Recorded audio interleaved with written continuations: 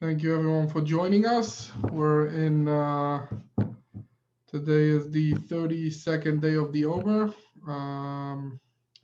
Parshat Emor, but also we're heading into, tomorrow night will be Lag BaOmer, the 33rd day of the Omer.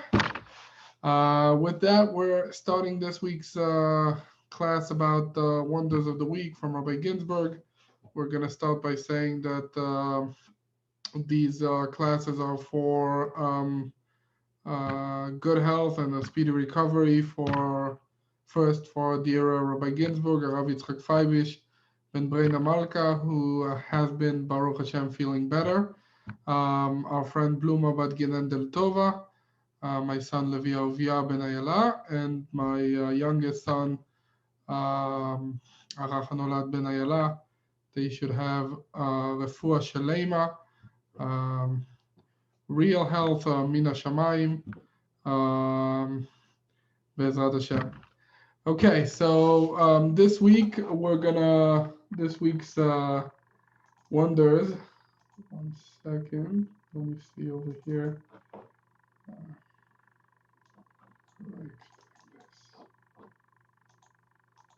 Right. All right, doesn't work. I'll have to deal with it. Here we go, 1 more second.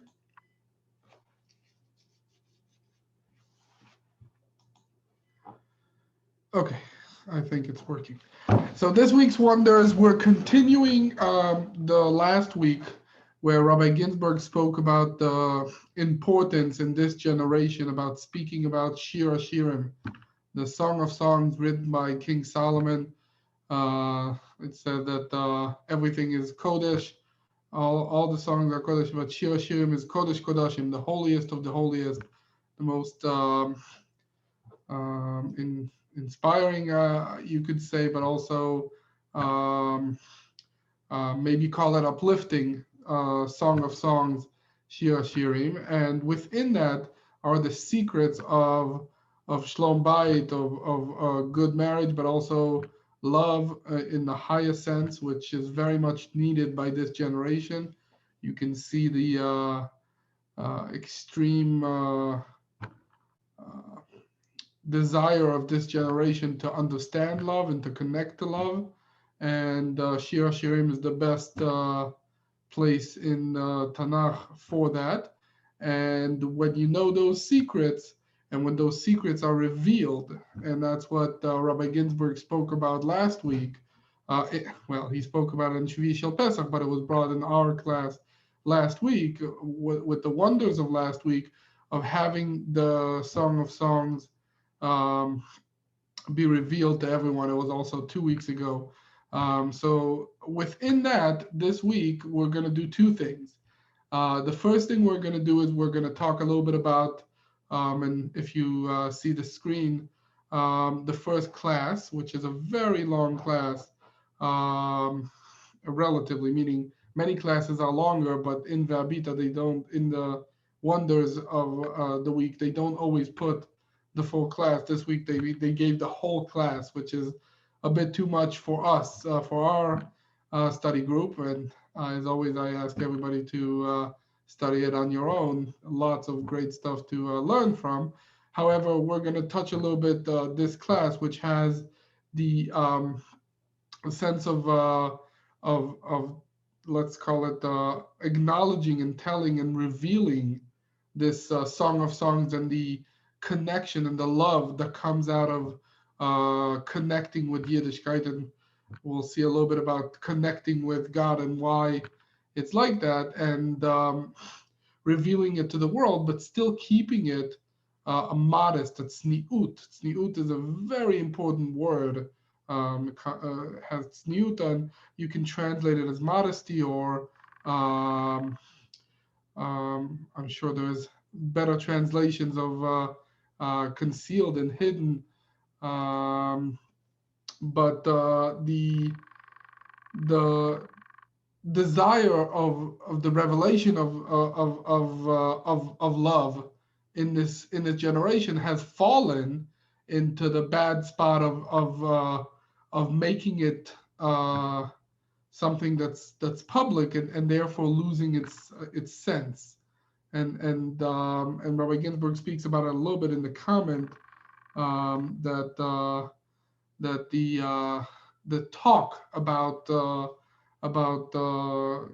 things between man and woman or husband and wife in public makes it a lot, um, let's call it a lot less, a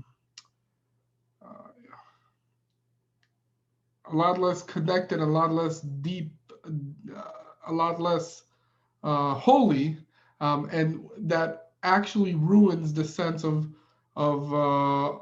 pleasure and happiness that comes from it. So let's take it a little bit a step back. That the pasuk that Rabbi Ginzburg speaks about in this class that was given right after the Shvi Shel Pesach, he gave it on the phone to ETL, which writes the classes for us. It starts with the pasuk, the verse "Ve'etznu im chokhmah," that the modest people should have knowledge and wisdom, more than knowledge, wisdom, because the inner wisdom is only when people are modest. Okay. So we'll say a couple things on this class, and then we'll get to the second part that is important. So again, what Rabbi Ginzburg is saying, that we want to be revealing everything. We want this generation to have the deepest secrets that has been hidden and are to be revealed in the redemption, and those secrets are going to allow us to connect better, and that connection, which has a lot to do with love, is going to make it that the world will be a great place to be in. Meaning the tzniut on the one hand, modesty and inner secret, and on the other hand, being able to reveal without hurting the inner secret. That is the secret of redemption. So Rabbi Ginzburg touches it a little bit. Before we dive into it, I will say, and this does have to do with the continuation of the class, that this has a lot to do with our figure of Lag BaOmer, Rabbi Shimon Bar Yochai, the famous Tana that revealed. He called himself Holech Rachil Megale Sod, that he's a he's a revealer of secret that goes and tells everybody the secrets of Torah. However, those secrets were still hidden until the recent generations, when it got completely revealed, all the way until the Baal Shem Tov, when the Baal Shem Tov is asked by Mashiach to let his Torah yafutzu ma'inotecha chutza, that his wellspring will be revealed to the most outer realm of the secret that it used to be in, meaning that we want everybody everywhere to be connected to those secrets. But still, within those no secret revelation, we want to keep tzniut, the modesty. And the modesty has to do within us and within our relationship.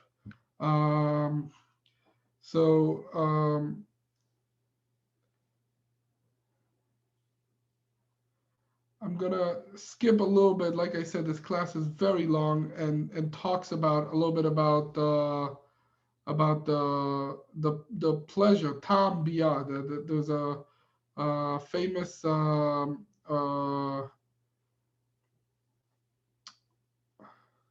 is it a Mishnah? No, it's a Gemara. I'm sorry. The famous Gemara that says that Amar Rabbi Yitzchak, מיום שחרב בית המקדש נתלה טעם ביאה וניתנה לעוברי עבירה, שנאמר מים גנובים ימתקו ולחם סתרים ינעם. That means that from the time of the destruction of the second base of Mikdash, the second temple, the Ta'am Biyah, the taste of relationship of man and woman was taken away and given to people that are ovrei avera, that are sitting, that are um, not not not connecting within kedusha, not doing it in the modest and sneers way that we're used to. Shneimar, in the pasuk that the Gemara brings for this is mayim gduvim imtaku, that a stolen water will be sweetened. It's something we always tell our kids, that when something is not yours, you're enjoying it a lot more. Velechem starim in am, that bread that you eat in secret is going to be pleasurable. So Rabbi Ginzburg brings a couple explanations of why. The first explanation is brought from Rashi. It says that because we don't have the strength that we used to have, because galus, the being in exile, the righteous people are just, there's too many burdens. And the other explanation he brings is from the Ben Yoyada, that he speaks about that the ability to control the desire was in the Beis Hamikdash, and we spoke about this a little bit, that the whole concept of the temple and the korbanos, the different offering and the different avoida, different work that they did in the Beis Hamikdash, in the temple, is something that's very hard for us to understand because we're not in that game. It's just it's like explaining things of relationships to little kids. They're just not connected to it. They don't get it, and that's what we don't get, and that's why Be'ezrat Hashem, Rabbi Ginzburg spoke about it a couple of years ago in Pesach, that the third temple will be something that is completely different. It's something that we're connecting to a lot more than we used to, even though it could be that I'm saying it could be that it'll be the same as it was, but the game is going to be different. And we spoke about the game last week. So we have the two lower levels of explanation why the relationship that used to be very strong, the happiness and pleasure that a man and woman had in the relationship before the destruction of the temple, it got taken away. So the lowest explanation is that basically we're in exile. There's no time. The higher than that explanation is that the strength to control the desire was in the Beis Hamikdash, and therefore, when it was taken away, then we don't have it. The third explanation is the Rivan, that explains that the relationship during the time of the temple was because the women would bring their offering, their kinim, and because of that, the sachar, the reward that they got from it is the higher level of relationship, which is already a higher level. That not just saying that we needed, that the desires is something that we had, like a physical power that we either don't have or that we don't have the power to control. Now we're elevating it to a higher level where the whole desire came from the temple. It came from bringing offerings and connecting to God, and that brought a whole level of desire to the relationship. And the highest level that the Maharal brings in the Chidushei Agadot is that when the Beis Hamikdash was there, the relationship between a man and a woman would be connected because of the relationship of a Kadosh Baruch Hu, of God and the Shechina. That because of that, the achdus, the connection, the relationship was on a much higher level, and that got destroyed. I will say a little bit, Rabbi Ginzburg speaks about it a little bit further, that when that got taken away, why was it given to Ovrei Avera, to sinners? Because what you could connect to is yourself. Basically, if the old way when the temple was there was to connect to something, either to yourself or your controlling of your desire or higher desires, or connecting to God, which is all the levels of explanation of why there was such a big connection and pleasure within the time of the Beit Midrash, that got taken away, and what's left? A person connecting to himself. Obviously, there are still people we say about Rabbi Shimon that tomorrow is Lag BaOmer, as we connect and we said that for him there was no churban, there was never destruction of the temple.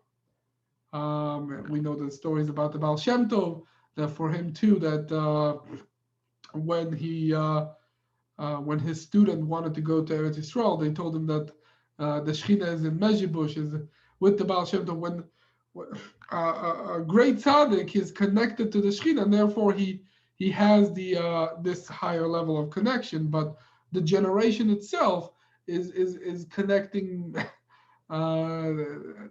Best level is to something higher, but usually to themselves, and that's why this whole thing got, let's call it, diluted.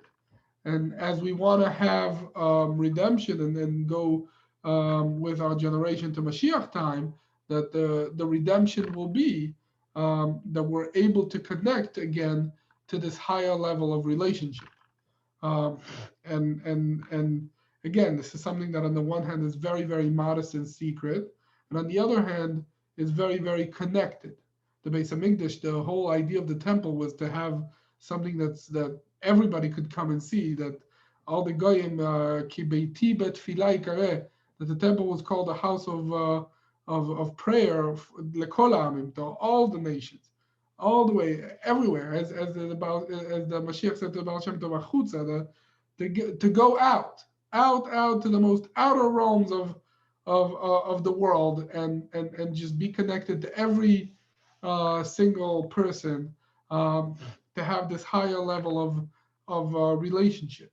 But the secret has to be revealed, and when the secret is revealed in a modest way, that's when we'll be able to, as we say about Rabbi Shimon, Yachol lifdot ha'olam, that he could, let's call it, redeem the world. With that, we'll end this shiur, although maybe next week we'll give it some more attention, because it's a very long and deep and beautiful wonders of Parshah emor that we're not going to be able to go into. But I do want to go into, usually we don't get to go to the second and third sections of the wonders, but I do want to get into the Noam Elimelech, this section, very special section that Rabbi Ginzburg does basically every week, that goes into the Parshah and takes from Rabbi Elimelech from Lizhensk's book. In our family, Rabbi Elimelech from Lizhensk was the third generation of Chassidut. We know about Baal Shem Tov, his student was the Maggid from Mezrich, and one of his students was Rabbi Elimelech and his brother Rabbi Zusha.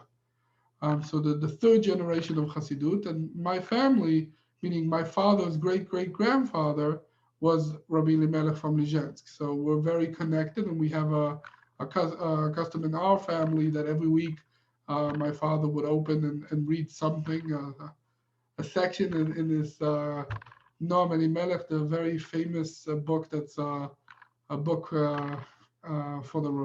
for the tzaddikim, and we should all aspire to be tzaddikim. Now, why this week's is so special? Because it speaks about one of the minhagim, of the customs that are very famously connected to Rabbi Elimelech and his brother Rabbi Zusha, that they had a custom before they were revealed as great tzaddikim. They would go around, they would go in exile from their home and walk around to connect Jews to HaKadosh Baruch Hu, to have people do tshuva. And there are very famous stories how they would do it. But one of their most famous tricks is that they would talk to each other. And I know that as parents, we always talk to each other and have the kids listening into our conversation, even though we know they're listening, and this way they can learn. The same way, the two tzaddikim, Rabbi Elimelech and Rabbi Zusha, the two holy brothers, they would speak to each other and say, why did Rabbi Elimelech would say usually to Rabbi Zusha, why did you sin this and this and this sin? And when they would say it, they would speak about the sins of the person that they were, the Jew that they found during their exile that they were standing next to. And when he heard that these tzaddikim are speaking about it, um, depending on the different stories, either he would connect or he would, as we will see here, he would say, no, that's me, that's the sinner, but they would be able to do tshuva on a very high level. So this secret is learned from this parsha, and we're going to read from within. V'hakohen hagadol me'echav. And so the explanation, and we'll say another introduction. One of the beautiful things that we can see from the Noam Elimelech is very similar to what we see here in the Wonders, that he takes the parsha and explains it at a very high or inner level. So he would take simple pasuk, a simple phrase from anywhere in the parsha, and just dive into it and reveal great wonders from it, which is very much connected to our generation, to what Rabbi Ginzburg does in his classes. So what the pasuk that we read here is about the rules of what the high priest, the Kohen Gadol, would have to do. So it says, "V'hakohen hagadol me'echav." The Kohen Gadol that's Gadol, he's larger or bigger than his brothers. Asher yutzak al rosho shemen hamishcha, that he had the oil on him, on his head. Umilei et yado, and he filled his hands, which is a very interesting way of saying it. Lilbosh et habegadim, to wear the special clothes of the Kohen Gadol. Et rosho lo yifra, he will not open up his hair to be parua, which is like open, revealed. Uvgadav lo yifrom, he will not tear his clothes. Meaning, if someone dies, normally we have the custom to tear up the clothes. So the Kohen Gadol will not do it. So now this is the pasuk. Now Rabbi Elimelech goes into it. כתב הנועם אלימלך, והכהן הגדול מאחיו, אשר יוצק על ראשו שמן המשחה, פירוש שעל ידו הולכים כל ההשפעות והרחמים שהם נקראים שמן המשחה. That the explanation of this is that through him, al yado, through his hands, הולכים כל ההשפעות והרחמים, that he gives over all the call it the wealth and the mercy and of Klal Yisrael, meaning he's the connection, he's the one that brings down all the wealth and the good things from heaven. לשון גדולה ומילא את ידו ללבוש את הבגדים, פירוש שיש כוח ביד צדיק כזה להלביש את הבגדים, that there's a power within this great high priest. And again, the high priest is talking about the special tzaddik, the righteous person in every generation that has this strength to wear the clothes. What does it mean? Ki beged umilishon bgida. Oh, that's a great secret, very interesting secret that's revealed mainly in the story of King David and King Saul, that he tore up his clothes. And this way, and for that reason, when he was old, clothes would not make him warm. Beged bogdim bagadu, that the clothing is like comes from the same word of the word of Gida. How do you translate?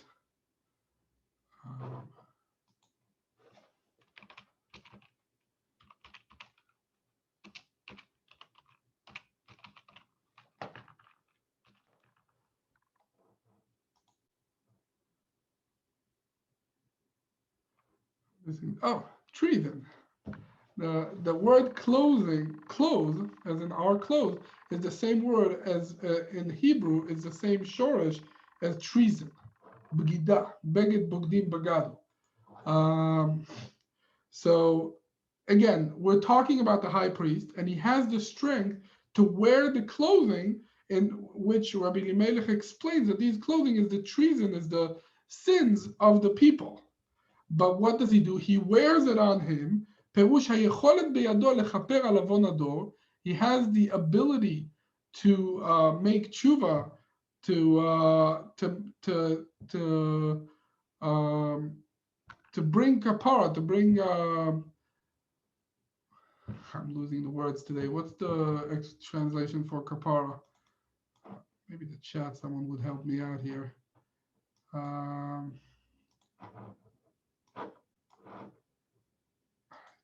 If no one's helping me, I'm going to have to search it again. The beauty of Google. Atonement. So that's the word we're looking for. Again, we're talking about the high priest, and he's looking to, high priest is the great tzaddik, the righteous person, the leader of the generation. He's looking to atone for, to have the people's sins be atoned for, like that God would forgive them. And the way he does that is he wears it on himself. עושה מהם לבושי קדיש שדרך הצדיק להוכיח עצמו תמיד בכל עת, ואומר בפני בני אדם תמיד שהוא מקולקל במעשיו. These are the beautiful words of Rabbi Elimelech, that he tells people that he is the sinner, that he, the tzaddik, is the sinner. He wears on him these clothing, these sins. והוא פורט לפניהם חטאים שעושים אותם שאר בני אדם, ותולה הצדיק הזה בעצמו אותם חטאים כאילו נושם הוא. ועל ידי זה הוא מכניס בליבם יראה גדולה. So again, the fact that he takes on him these sins, he gives these people a great yira. And yira, again, one of the famous chidushim of Rabbi Ginzburg, that yira is sensitivity. Because what happens? A guy does a sin. He does something bad. And he doesn't think it has a major impact. But when he sees this righteous tzaddik talks about his sin, he understands the impact of such a sin. And now he has yira gdolah. He has a great sensitivity to this sin. והם שווים מעוונותיהם, וגדולה תשובה שזדונות נעשות כזכויות, that it's such a high level of forgiveness, of atonement, of getting connected, of tshuva, that these sins are becoming good deeds. נמצאו אותם הבגידות עצמם, הצדיק בחוכמתו עושה מהם זכויות. That this tzaddik, this righteous person, is using these treason things, these sins that people did, and he's using those sins in order to give them sensitivity of the connection to God. So he's making them be zchuyot, be righteous and good deeds. Let's explain this very simply. Let's take a kid, for example. If a kid is not doing something good, many times you're looking to have a specific thing that you can catch him on, and that would allow you to explain to him that you're not in the right path, that you're not thinking correctly. So sometimes actually doing the sin, the specific sin, and obviously doing teshuvah on it, that allows us to take that sin and make it what elevated this person. And who did that? The tzaddik, the righteous person, who took on him these clothes, these begadim, which is the same word as treason, and he used it in order to elevate this person. ולבושי הקודש כמצוות עצמם, ואמר הכתוב, הצדיק הזה את ראשו לא יפרע, פירוש לא יגלה החוכמות שבראשו, רק צריך להסתיר אותם מאוד. So he should not reveal his head, meaning he should not reveal his full wisdom, which has to do a little bit about what we talked about, modesty and צניעות. בשעת דיבורו עם בני אדם ובגדיו לא יפרום, רוצה לומר מהדרגה הזאת שמחזיק עצמו תמיד לשפל ונבזה, וכבוגד חלילה, לא יפרום, רק יחזיק במידה זו לעולם. Meaning the tzaddik doesn't say, okay, now that I use this trick to get this person to come back, to make tshuva, now I'm going to take this sin and throw it away. It has nothing to do with me. No. The tzaddik keeps on him and keeps wearing these clothes, keeps using this treason sins, these unholy things, but he's using them as a way for him to hold himself as a person that's shafel. Shafel again could lean to a person that's in a lower level, and again from that level he can elevate things. So he should not undo this clothes. So that's the beautiful thing that Rabbi Elimelech says, and Rabbi Ginzburg elevates and says that vehakohen equals numerically the word Elokim, which is the name of God. Ani amarti Elokim atem. that Kohen Gadol wants to be at a level of revealing God in this world. Now, we'll say we'll get to. I see that we don't have a lot of time left.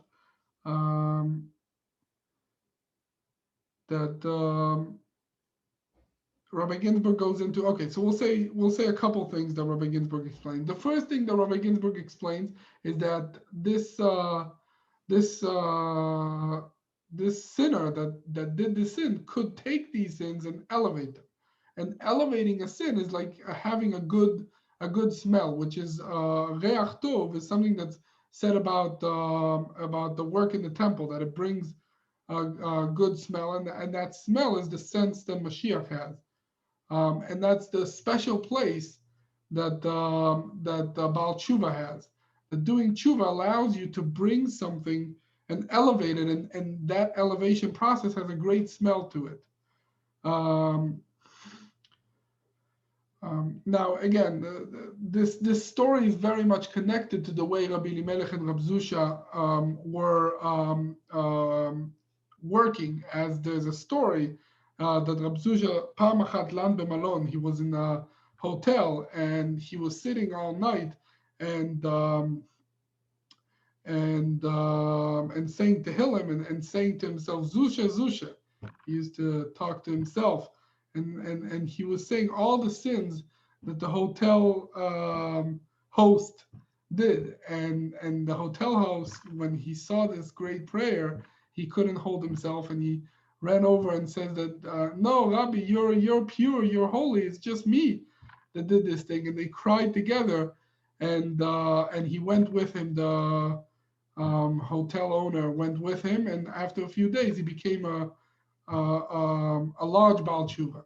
So what Rabbi Ginzburg brings from this is that the ability of a righteous person, of a tzaddik, to do this is because he loves this person, the sinner, and connected to him.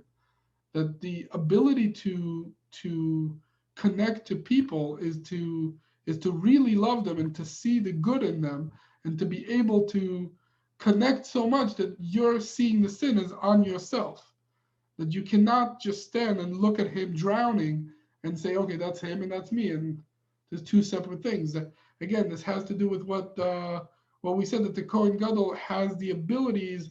He has his hands to wear the clothing, to wear these clothes, these sins, to put it on him, because he's so connected to this person. He has the highest level of love for every person in Klal Yisrael, and to this person specifically that he's trying to help and do tshuva, and that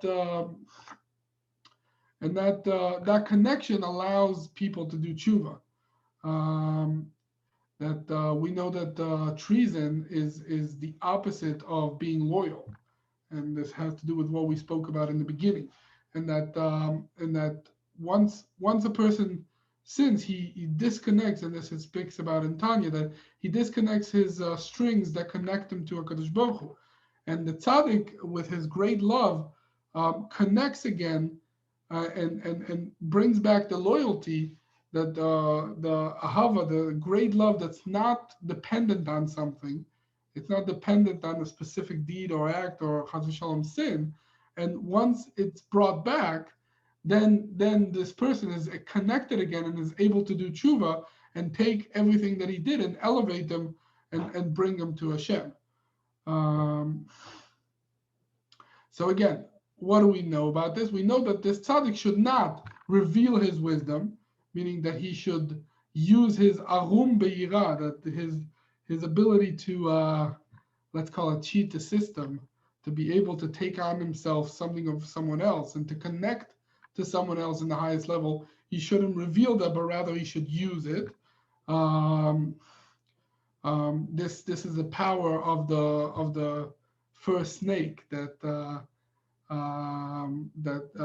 first snake, the Nachash HaKadmoni, his whole idea was that he was tricky. He was arum be'ira. He was able to trick the Chava and Adam and Eve to be able to trick the whole system, meaning God created a man straight. He was not supposed to sin based on the simple understanding, but then the snake came in with his trickiness. That trickiness is what the tzaddik is using. This has to do with another story, which we'll say in short, that one time, Rabbi Elimelech, this is a beautiful, very deep and connecting story to the two brothers. Rabbi Elimelech and Rabbi Zusha was staying in this hotel, old wooden hotel on the second floor, where there was a big goy, Gentile, that was responsible for it. And when they got in the room, Rabbi Zusha says to Rabbi Elimelech, "Let's fall for God. Let's connect to God by falling." And right away, Rabbi Zusha says it and falls down on the floor. Bam! Rabbi Zusha does it, but Rabbi Elimelech doesn't. He has his own ways of working Hashem. He doesn't fall, and he stays standing. But this guy, this big Gentile on the first floor, hears that there's a big boom upstairs. He runs upstairs, opens the door, and sees the older man, because Rabbi Zusha was older, on the floor, and the younger guy standing. So what do you think? He thought the guy beat him up. So he right away basically punched Rabbi Elimelech, and boom, and he was on the floor right next to him. So they were both on the floor, and I'm assuming the Gentile closed the door and left. And Rabbi Zusha was telling Rabbi Elimelech, "Melech achi, isn't it better to fall by yourself? Don't." That's one special story about the two avoiders, the two ways that Rabbi Zusha would fall down and bring people from very, very low levels, and Rabbi Elimelech would stay up. And the opposite, we know that most of the what's called Poilin Chassidim of today, most of Chassidim today, except for a few other branches like Chabad, etc., they're coming from Rabbi Elimelech, that he elevated the whole Chassidut to him. But they had two different ways of connecting and having two different ways of worshiping Hashem, and they were very separated. And this connects to the second story, that one time Rabbi Zusha asked Rabbi Elimelech, "Where were you when Adam Arishon, who had every soul within him, ate the fruit from the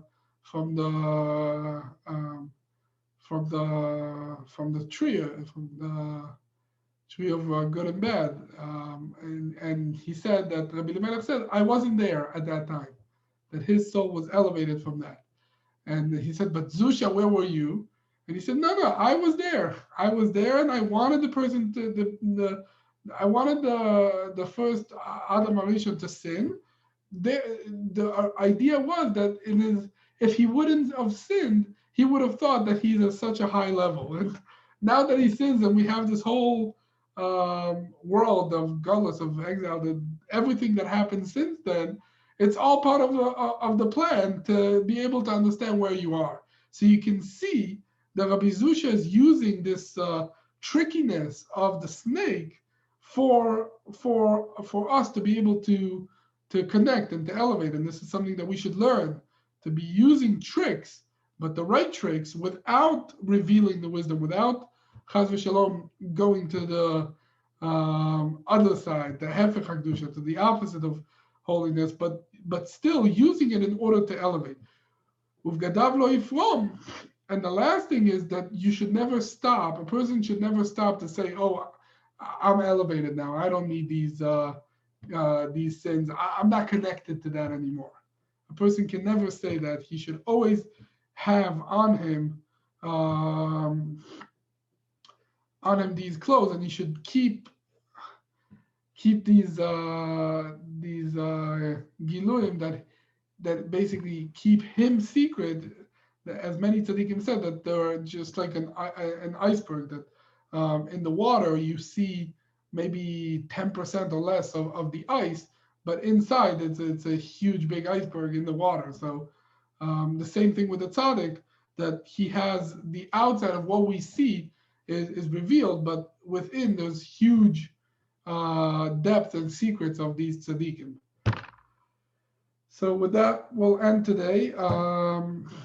Again, I urge everybody to read. There's some beautiful things this week in the Wonders, and a very long class about revealing and still keeping tzniut and modesty.